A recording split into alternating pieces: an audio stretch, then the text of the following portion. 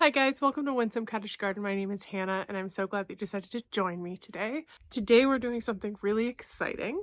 We're doing our first garden tour of the year. It is April, mid-April to be exact, and I debated whether I wanted to start this tour series in April or wait till May, but I was looking around the cottage garden last weekend and thought, you know what, there's some things that, while there's a lot in hibernation, there are a couple really sweet blooms that I think will be missed if I don't do this now. Because by the time May rolls around, there's going to be so much more happening that you kind of don't get to see the bare bones of the garden. So it's our blank slate, what it looks like every year.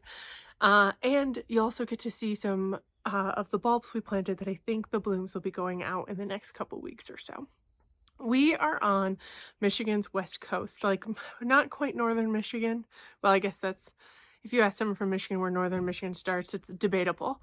I would say we're not far north, but we are really close to Lake Michigan. We're not on Lake Michigan, but we're within 2 miles, which means we have a fairly temperate climate even though we are further north. So we are zone 6 here. Even though we're zone 6, our last frost date for vegetable gardening and things like that is not till mid-June. So we've got a while yet before summer truly sets in, though it started to feel like summer a little bit this week with a heat wave. If you're new to my channel, we document 2 different gardens. The cottage garden, which is here at our family's cottage, Windsome Cottage is its name, and then my house, which is in like a metropolitan city urban setting. My whole plot in the city is about 6,300 square feet. Now that includes my house. So I try to make the most of my small space, and then I get to come up to the cottage and play. My dad is an avid gardener. It's probably where I got my love of gardening. So he's done a lot of the work when they built this house probably 13-ish years ago. So this garden, parts of it are 13 years old, parts of it are new because the last couple years, once my parents moved here and retired, we've spent some time investing in the gardens and redefining beds. So I thought I would show you the things that are already waking up, and we'll start walking out to the driveway entrance to show you the first of the beautiful crocus. Standing on the lane that leads to our house, we're fairly remote. This is the national forest that I talk about, and about how it has so many deer in it. And it still hasn't woken up yet, though. If you look closely, you can see the haze of buds beginning on trees, which is always such a welcome sight this time of year.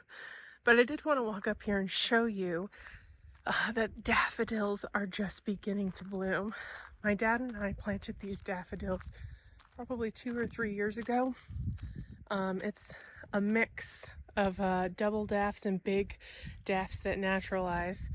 I don't even remember where I bought it, but it's interesting to me that there's itty bitty minnowy daffs with some of the white ones. There's a couple in here that I haven't seen yet that I suspect are hood daffodils because they're white and huge, but these have started multiplying and filling this space, which is kind of fun because it's something a lot of our neighbors can enjoy and see. This is actually one of our neighbors' property, and they let us plant this and a number of other things there with their permission. This is actually where we planted the bulk of the snowdrops that we appreciated earlier this year that, as you can see, are beginning to fizzle. But they lead us around to the cottage. Now, before I go walk up there, I wanted to show you these beauties. These are some more bulbs that we planted this year. It's interesting to me because it was a mix of yellow and purple, and clearly I had some little packs that, even though statistically 5 out of 5 yellow seems unlikely, that's clearly what's happened. So they're here. They're just like a cherry spot of color. There's a couple over there as well. And if you are curious, this was an experiment that I don't know how well it's gone. My brother Ian likes to forage food. And he, in particular, one thing we love when he forages is ramps, which are like a wild onion. So he's very careful about doing it in a sustainable way. And one year he gave us some, which we turned into the most delicious sausage. And then we started trying to naturalize them here. Right now we have 1 stand, 2 stand, 3 stand.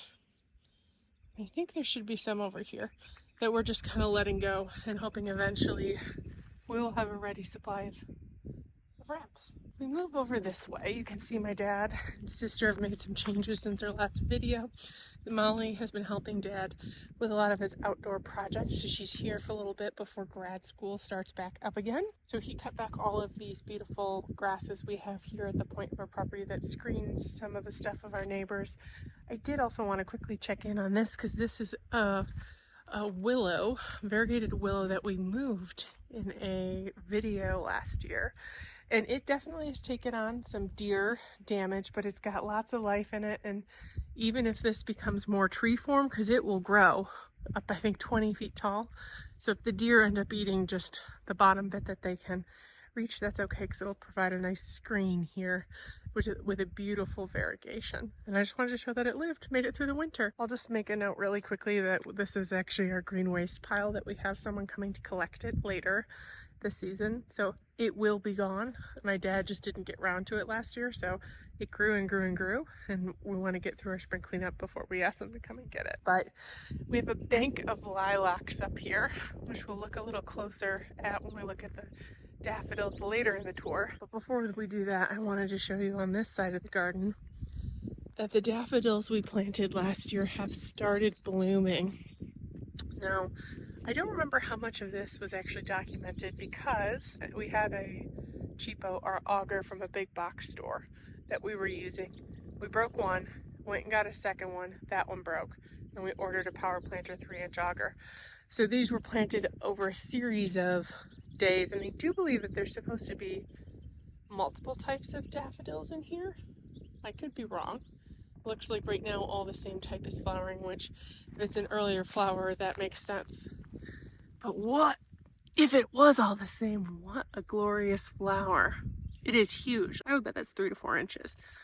So it's got a huge cup on it. So this is a beautiful swath that we added last fall. And then these are actually ones that I planted a year before that. So this will be their second season in place. The forsythia has just started blooming. There's another one over there as well. We actually have a third we dug up and need to re-find a spot for because we like planting things in threes. But they kind of look, they're a plant that they just are a good blocker plant, and this is their time of year that they shine. I did want to peek over here and show you. Now, starting about here, there's some tufts of what you might think is grass that goes from here all the way up to there to a point. Those are the bluebells that my brother Sean and I transplanted last year from my yard. There's a massive swath. Now the bluebells where I'm at my work just started blooming like the last few days, and they're usually a week ahead of me in the city, which is a week ahead of here. So I'm hoping in the next 2 weeks that these bluebells start, because won't that be a vision, especially as they start naturalizing as they're wont to do. They are deer resistant, so hopefully they can continue on for a long time. But if we walk over here, you can see the Norway pine that we planted last year next to the large, beautiful forsythia and more daffs, and the last of the snowdrops. But actually, I want to go up there because that's the next place we're going to look at. Over here, you can see this bed that we cleaned out in one of my last videos. It's a leaf trap. So Dad and I got it all cleared out, and Molly came through and added just a little bit of mulch. More bluebells that are coming here, as well as a number of things we planted last year. And what I really wanted to show you is the beautiful crocus that are in here.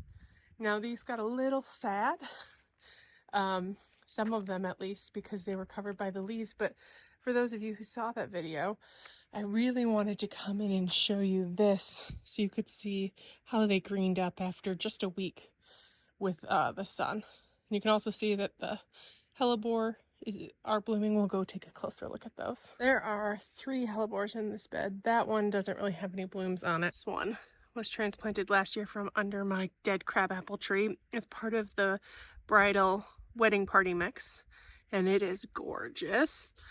And then if we swing over here, there's one more we actually planted last year. This one is a Trader Joe's special, what I like to call, so I don't know what the variety it is. And as you might guess, we bought it at Trader Joe's. but it is just beautiful with that edge of like purpley blush and deep green center. Eventually these will stool out and create a huge display of spring color. And back here we actually have a ton of ferns that have yet to emerge for the year. So this whole space really fills up quite a lot, in addition to the hydrangeas that are just beginning to wake up. So we make our way along this east side pathway. There isn't a lot other than the spare hyacinth and the fact that these are the alliums we planted last year, which will be a beautiful bright purple sphere later this year. You'll also see that this project hasn't been completed, but it's one that we'll be working on, and you'll see finished in a video soon. And the cleanup here has been started, so there's still a lot left to do. And we round the corner to see the beautiful lake. I don't know if you can see, let's see if I can zoom in. We actually have a huge host of what I think are loons out there. If you look at them, they dive and they don't come up for like 30 seconds, and then it's a faraway place. If they're not loons, then we did have loons last week. But they have a very distinct call. If you have ever heard it, you know it, because it genuinely sounds like a person who you might call loony, like cackling. It's kind of weird. I just wanted to briefly show you guys this area. You did see it in a video that I'll link here where we cleaned it up. Some of the coral bells that we planted last year are doing well. I think there's one that I think may have died. We'll just have to give it some time and see if it bounces back. And I'm happy to share that 3 of the irises we planted here are doing well. There's one that was back there that I also think is probably rotted. We've got another beautiful hellebore that I've shown in various videos. You can see, if you saw it in the last video, how it darkens with age. This isn't the lighting, this is genuinely what it looks like right now. And then it'll soon turn to like a greeny color before the leaves pop up and turn into a lovely evergreen mound again. We have some primroses that made it back well because those are transplanted, so that's awesome. They haven't flowered yet, so we'll be waiting for that. This is budded out nicely. It's a hydrangea. And then we also had 1, 2, 3, 4, 5 alliums in here that are putting on some good growth amongst the sweet woodruff, peonies, and other things. This is an area that you're probably going to see in an upcoming video, because I'm going to be finishing up the spring cleaning here, cutting back and whatnot, and my goal is to get this bed done, this whole top tier, and Molly and I will finish the project we saw over there and then do the same thing here, because we're trying to eradicate the houtunia. It is, I will admit, pretty. It is also incredibly invasive and hard to control. It sends rootlets. It spreads by rootlets, and it sends it down like 3 to 4 feet deep. And like, we have houtunia that started off down there that started popping up here. So we're going to try and kill as much of it as we can and eradicate it. We don't use a lot of sprays in this yard, but we will be spraying any that we see because we want it gone, completely gone. Do not want it back. We regret the date it was recommended. We asked for a ground cover that spread well. Technically does, but we also specified non-invasive with the landscape company that put in some of the stonework in this yard that you'll see from the bottom better. And they did a sturdy, because this is, I am shocked they sell it in our area. It is truly awful. So we're trying to get rid of it. It'll probably take us 3 to 4 years to do so, but we are determined. If we look closer in this bed, you can see, I thought in a video last year that I killed the hyacinth that was there, and I didn't. I did want to show you that there are daffodils up here, and there's more crocus that are putting on cute little blooms, which are so appreciated. There's a lot of cleaning up here, so I'm not going to get too in depth, but I am going to show you all of these beautiful hellebores up close. This is one that's been in place for a number of years. I don't know if my dad knows what it is, but it's got a beautiful like dusty rose color and chartreuse center. And this is one that we planted last year. That is a Trader Joe's special. I think it is the same type as the one that had a pink edge in the front, but I'm not seeing the edge here. So I don't know if that'll come or what, but you can see the older blooms turn to like a green, which is pretty. And we have another beauty here, which is like a dark, dusty purple. Lots of things to come in this bed. and lots of cleaning to do. Another exciting thing I just wanted to point out is that this ant magnolia not only has buds, but they're starting to show color, which this puts on such a display every year. So we'll be sure to capture it, but it's one of my favorite pieces in the garden. And this is actually a bed that we expanded last year to give it a little more space.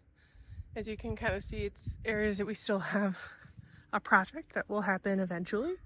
We're actually putting a thick arbor here with a gate and some roses on it. So you'll get to see us as we add that project in. It probably will be done in the next month to 2 months here.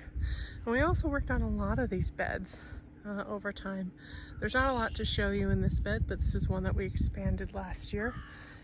As is this one. Most of these things in here don't have quite the spring color that our other beds have. But, in fact, I'm seeing some weeds we need to get in and pull, which we will.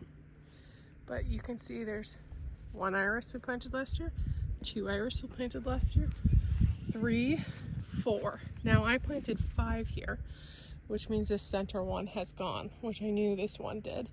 I need to look up which one it is, but we planted some plants up here, which is beginning to come back. And what is worth showing is some of the daffodil stands we have. So I think we planted a circle of about 5 bulbs. All these stands started out with when we first built the cottage. And now they're these massive things that put up a ton of stalks. So this one hasn't quite bloomed yet, but it is beautiful. I stuck some phlox in there, creeping phlox, and it survived. That's exciting.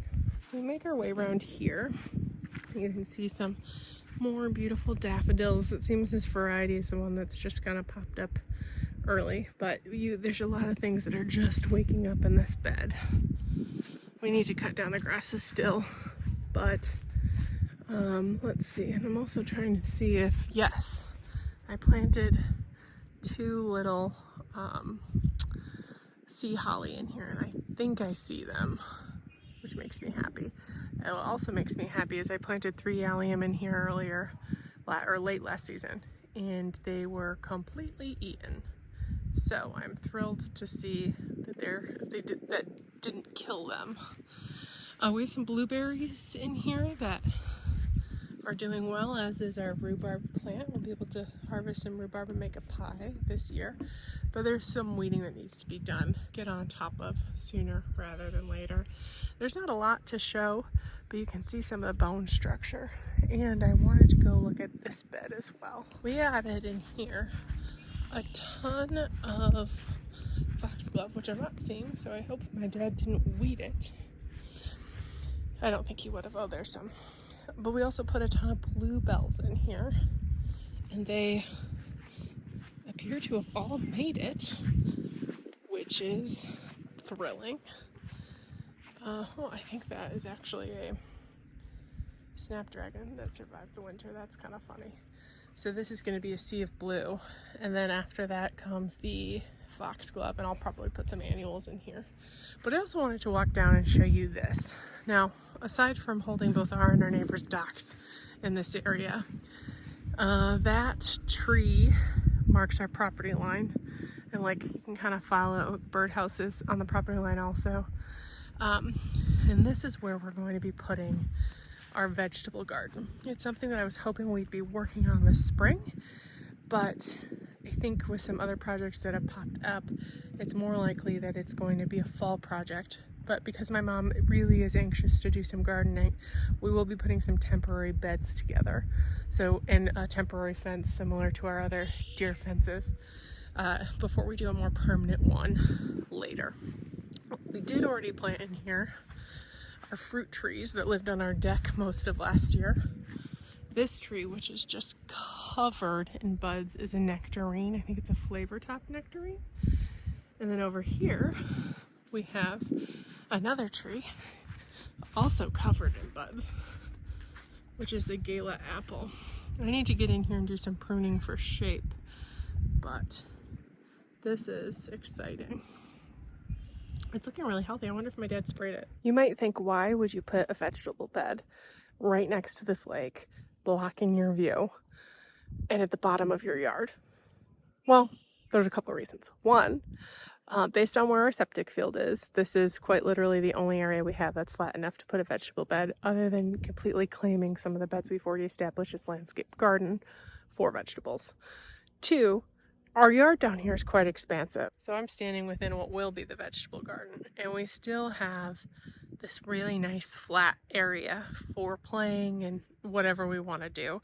So if kids want to play soccer or whatever, there's more than enough space here. The other thing that you'll be able to see is it's not going to block any view, because there is quite an incline all the way up there. That's the cottage. The cottage itself will quite literally see over this. It's also not going to block any of our neighbors' views because they're a lot higher, or their views are in a different area. So that is not really a concern for us. The other thing that's ideal about this area, and one of the reasons we chose to put our garden here, is it's an area that the chipmunks do not come as frequently. We have a ton of chipmunks living in the rocks and up near our deck. And last year when we were doing container gardening, they ate through a ton of our crops. Now, we anticipate they're going to find their way down here, but they are a lot more vulnerable to predators down here. So they don't like coming down here. There are snakes that live along the water's edge that are a predator. We have eagles and hawks here. So both of which they stay closer to the house, and there's an abundance of food up there for them. So hopefully by moving this down here and taking some additional precautions, we can keep them away.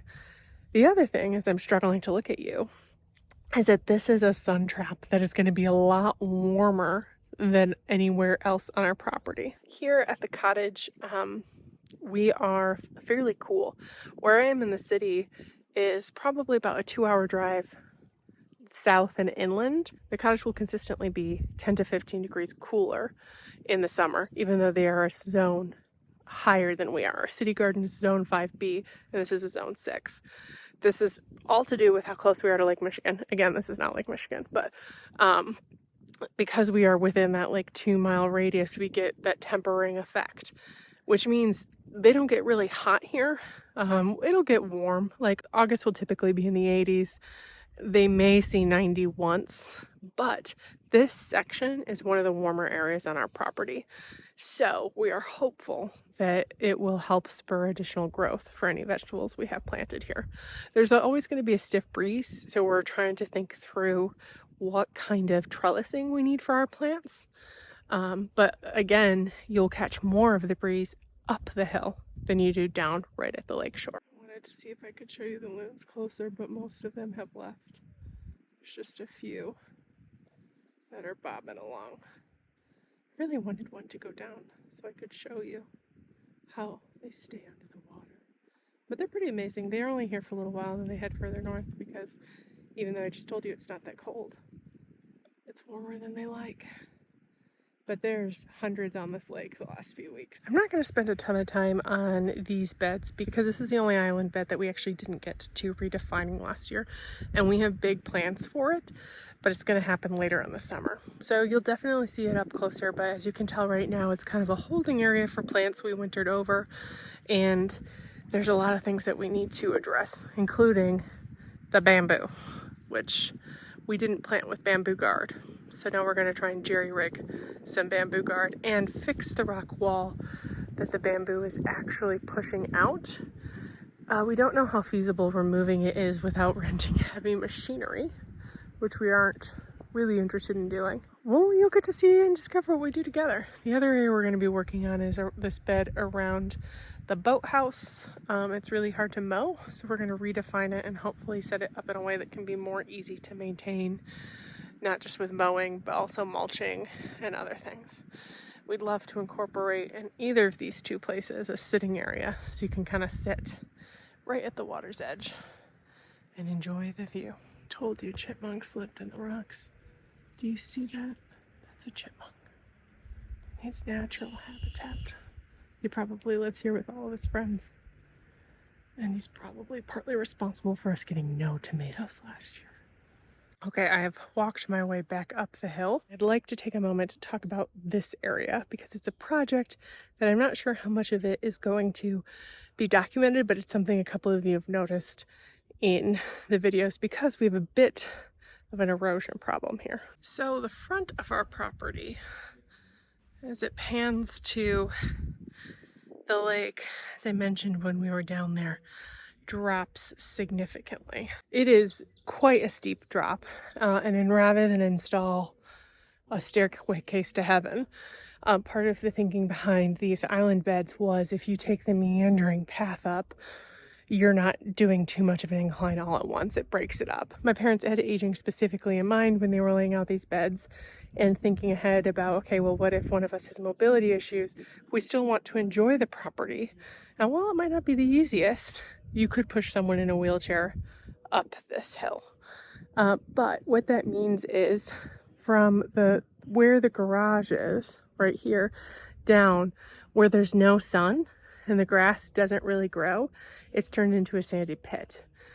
So we've done a couple things last year to address this, and we've got some bigger plans for this year. My dad has started terracing things. Along the sides, you can see he's actually planning on adding some fill dirt to raise this up a little bit more, and it's more of a storage area.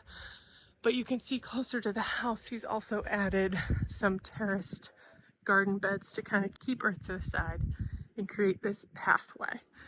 One of the projects he's going to be working on soon, and I don't know how much of it will be documented because it's something he's going to be focused on. So if I can document it, I will. What's more likely is that I'll kind of show you in stages as it progresses. He's figured out the drop from, there's a small concrete pad up there near the back door to the garage.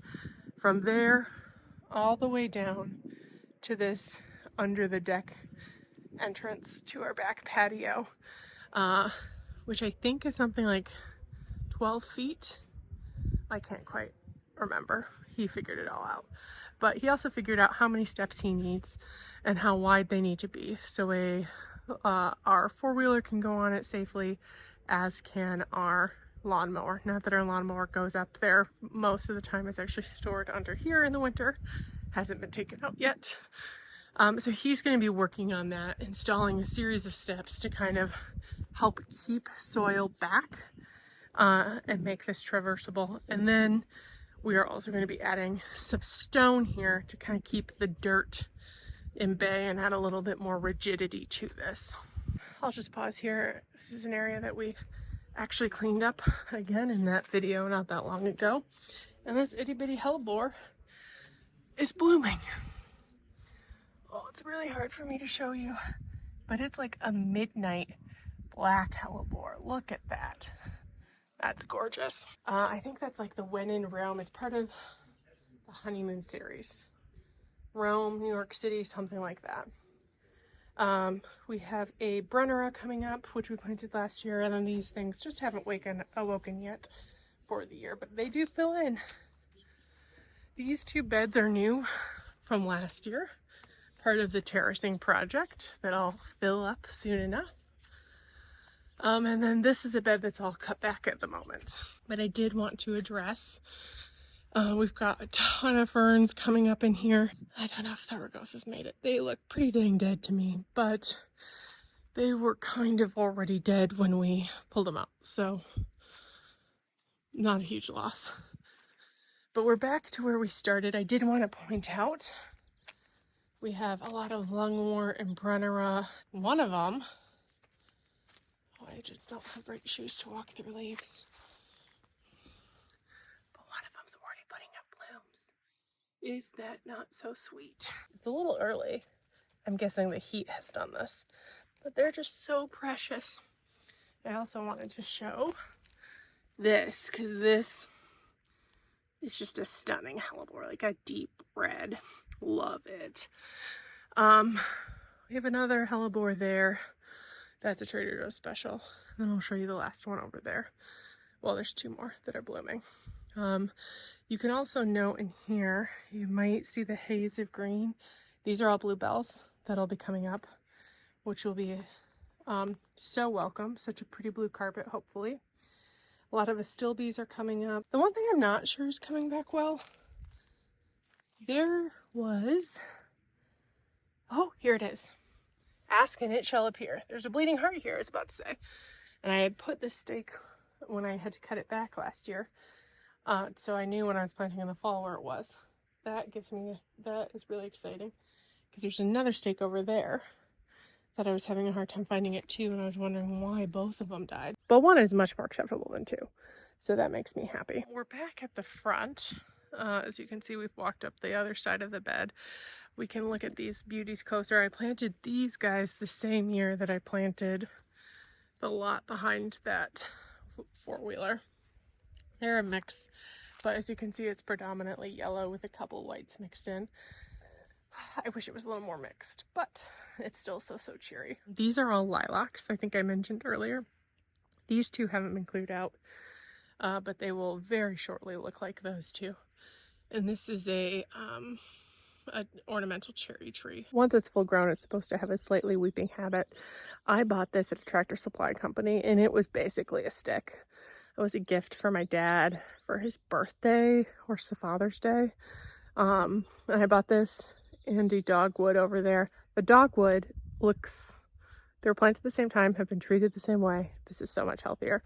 The dogwood's holding on, but if it doesn't start growing more, probably in the next year or two, I might look for an alternative to gift my father. Before I forget, here's this beautiful hellebore, just opening, but it's got this really pretty underside and bright insides.